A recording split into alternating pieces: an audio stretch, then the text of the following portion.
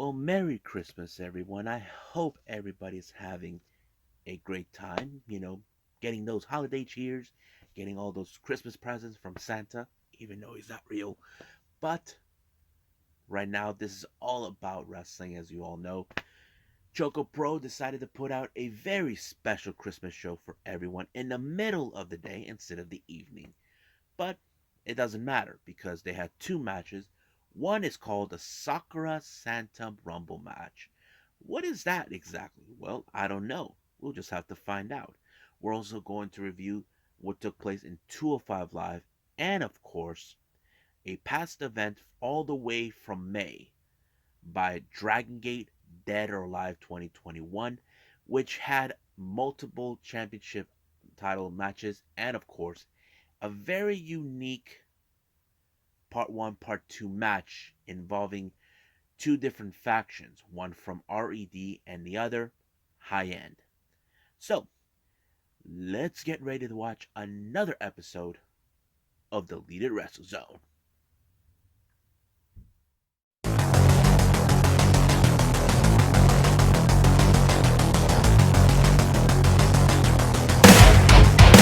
Are you ready? Get up, get up! Get up, get up! Get up, get up! Get up, get up! Get up, get up! Get up, get up!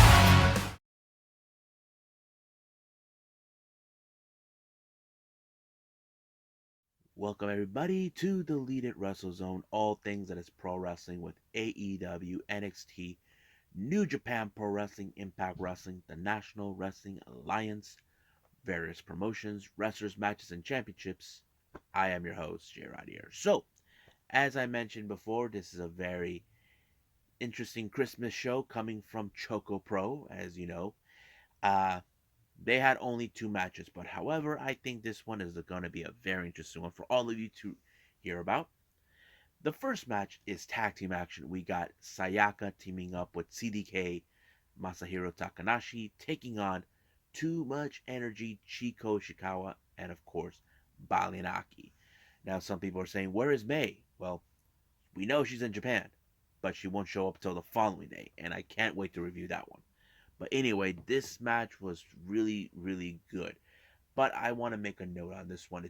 I think Sayaka has been improving a little more better, despite the fact that Emi Sakura is not there. I have to say she has learned a lot. She has adapted, but I think that she should be more out in the wrestling. Those who don't know, she actually works with Pile Driver, which is Minoru Suzuki's store, and I think she does a lot of the cosplay modeling. But she has improved a little bit because I have noticed how she has changed certain ways of the, how do I say, the technique. But however, it was Masa Takanashi who actually did the entire match to himself when he pinned, did like amazing counter technical roll ups on Chiko Shikawa, allowing himself to win the match, which of course was impressive. Now, the second match, which was, of course, the main event, we had the Sakura Santa Rumble match. So we don't know if you guys wondering what it is. Well, it's kind of a little tricky. Either you are eliminated by pinfall or submission, or get thrown through a window, or if you pull off the prize, it's like hanging up like this little beam that they use in constructions. Well, that ends the match. So there's kind of ways it could end. It opened up with Antonio Honda taking on Yuma Mizumori, but later we had others that appeared. We have Tokiko Kirihara, Chris Brooks, Sayaka Obihiro, Chonchiru, and Sarui, who we haven't seen for quite some time. Now, here's who got eliminated in the order. Tokiko Kirihara was eliminated first through the window accidentally by Chiko Shikawa, pushed by Antonio Honda. Next person who got eliminated was Sayaka Obihiro, but she was about to make elimination until she got eliminated by that strange lizard Kapakozo. Yeah, he showed up out of the blue. Next person was Yuna Mizumori when Chon actually pinned her, but he used leverage to ensure he picked up the win. Then it was Chris Brooks by the awesome teamwork from Sarui and John when he got kicked through right through the window. Well, the window was open; it wasn't through glass. And then the person that got it was Sarui who got eliminated by Antonio Honda, who took an advantage. But however, it was Antonio Honda who won the match by pulling the prize, and it turned out to be a little tree. But however, what he didn't understand is this: if you pull the tree, you get one wish. And Emi Sakura, who we all know is here in the States, is watching. She never misses an episode. But the wish that Antonio Honda said, he wants to challenge for the Super Asia Interim Championship. And this was a very interesting move on his part. So Emi Sakura replied, even though this was live stream, she replied, yes. So basically, it's going to happen. So I'm kind of excited. Now let's get to the Jonkin tournament. This was the most interesting Jonkin tournament I've ever seen. But however, because John actually lost to Antonio Honda, he made it up in the first round of the Jonkin tournament. But however, he did not make it to the finals at all. I was surprised who actually did it, and that was none other than Balinaki, who said he did it for his best bro, Meishuga, who we can't wait to see, who will be teaming up to take on Masa and Yuna Mizumori. So I'm excited for the next episode to watch, 155, 185, and that's gonna be for for the upcoming episode for all of you. So I think it's safe to say it was a pretty good show, but I don't think the holiday's over. So let's move on with 205 Live.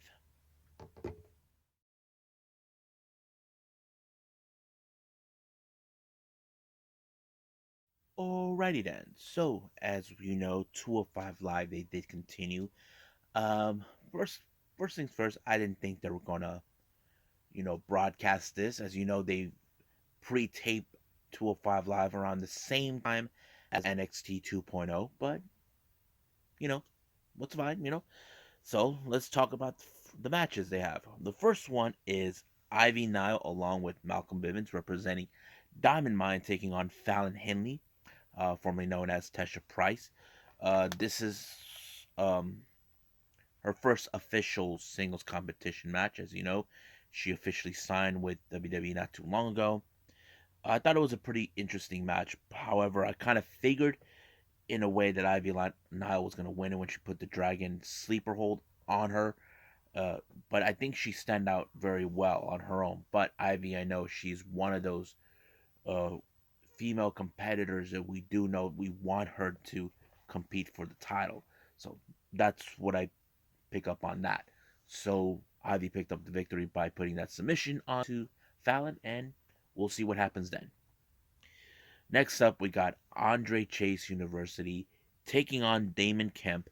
Uh, some good facts I did not know about this guy, Damon Kemp, that was shared by Nigel McGuinness, who said that Damon Kemp went to the same university as the Beast himself, Brock Lesnar. And he also was an amateur wrestler too, competed in that too in college. Like, go figure. And I think basically what I did like what the other commentator was saying, that he's taking Andre Chase to school because, as you know, he is the dean of Chase University. But however, that did not well. Damon Kemp came up short, losing to Andre Chase.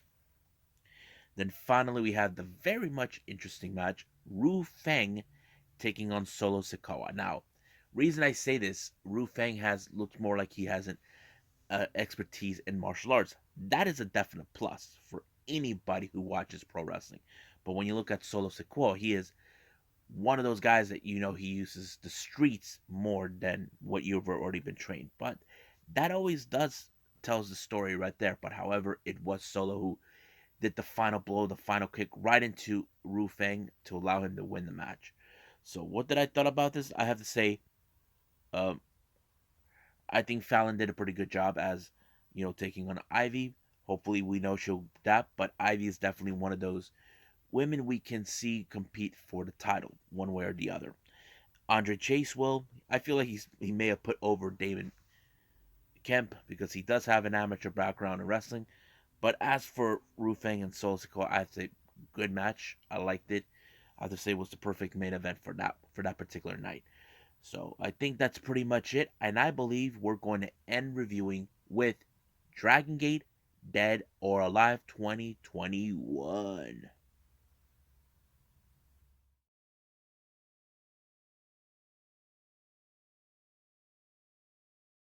Okie So the last thing I'm going to review for all of you, this is from Dragon Gate, dates back all the way from the 5th of May, or as we say it, Cinco de Mayo, back then. This is from this year. This is for their event called Dead or Alive. Now, all their championship matches have been, booked for this one, but the main one is a very interesting one where we have a very unusual stipulation. Never heard of this type, but I can tell you guys it's unique.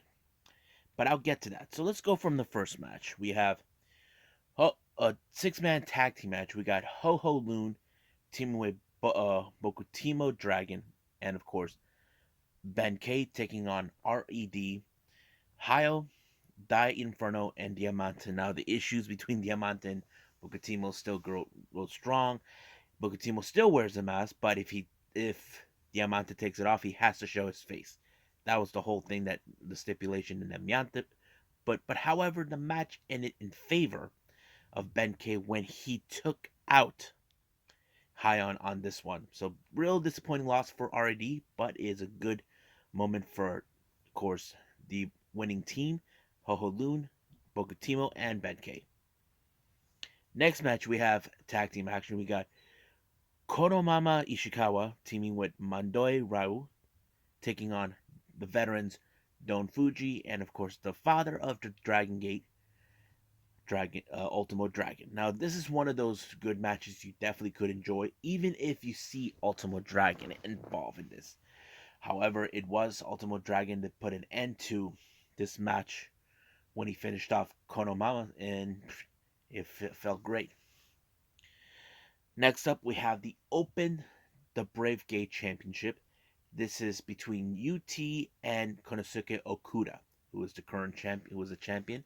This is one of those matches that I heard from from UT, that they're saying from the commentators in English speaking, where of course UT is a big fan of Dragon Gate, and this is one of the titles that he's always dreamed. And I have to say, it was a pretty good. I think the UT did a great job. Try to step it into Okuda's world, which is a little bit of the grappling and striking, but he did pretty good as a grappler. But it wasn't enough when it comes to Okuda. He's a beast, if you guys have noticed. So that's what makes him great. Next up, we have a very unusual eight-man tag team match. First team, we have Kagetora, Yasushi Kanda, Ryo Sato, and Kota Minoru taking on RAD. Now, however, the members that mostly we see BB Hulk and Eita, but however, those who were aware recently, Masato Yoshino is on the verge of retiring. It happened in August. So Eita decided to have these two guys to do a one match only as members of RED.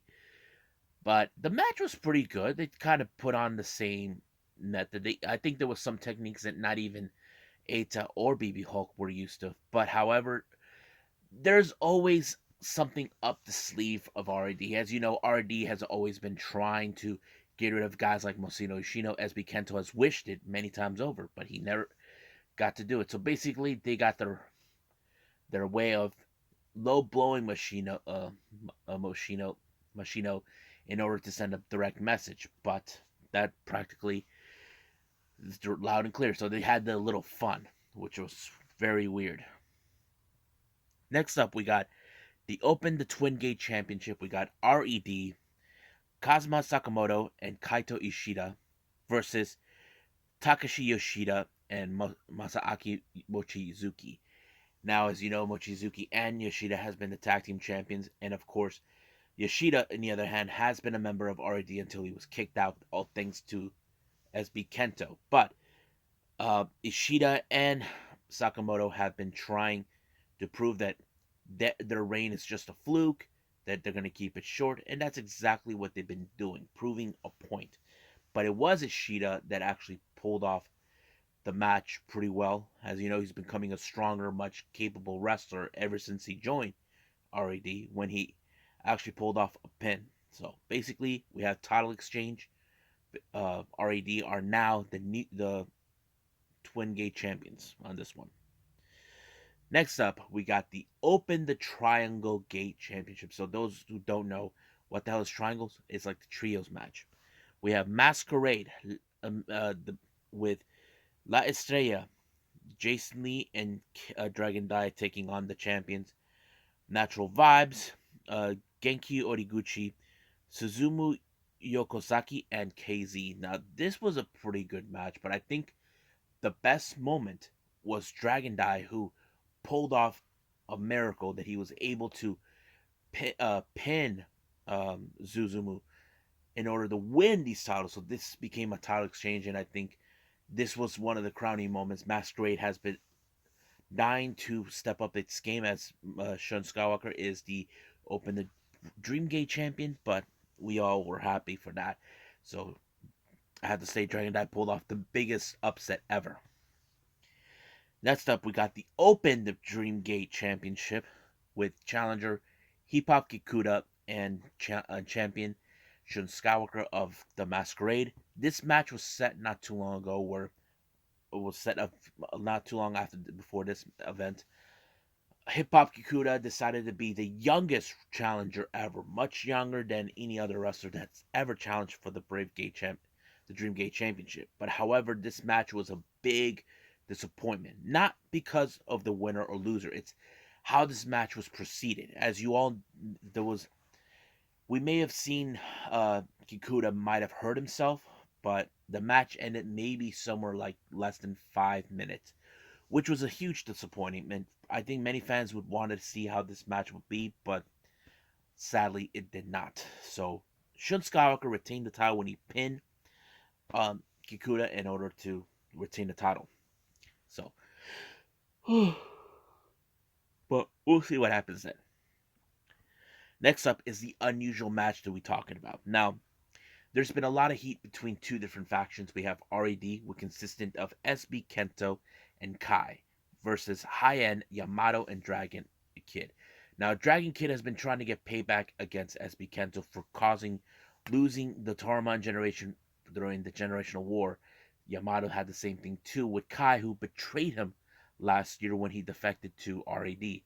So basically, it's like this: one of the managers made the decision to have this unusual match. Kai and Yamato will be teaming up, as Kento will be teaming up with Kid. However, losing team will end up in a very usual stipulation. If Kai and Yamato lose the steel cage survival match, well, basically they will be the last one. They will be starting another match afterwards where they will put their hair on the line. But if Kento and Kid lose, Kento and Dragon Kid will be Kento will be putting his hair on the line, but it's Kid who will be putting his mask on the line. So that is the biggest predicament that you could ever possibly imagine. But however, the mind games took place when Kento, I don't know if he did this out of arrogance or he was confident. He allowed for SB Kento, for Yamato to pick up the last fight to get out. But Yamato was a bit conflicted. He didn't want to do this, but he had no other choice. But it happened like this. RAD tried every moment to get rid of Dragon Kid to ensure he loses, but Dragon Kid is the most toughest guy, in Dragon Gate. He's like he's 45. He knows exactly what's going on.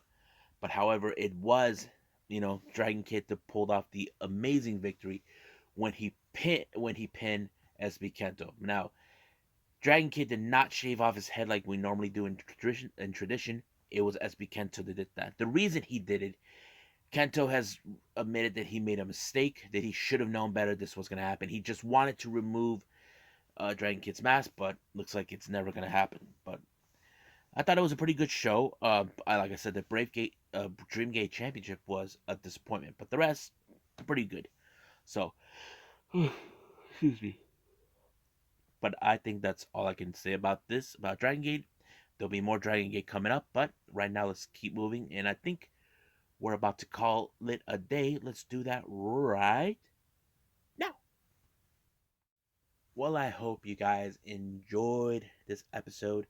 I know I did because I did three reviews. Coming up, we have three more reviews.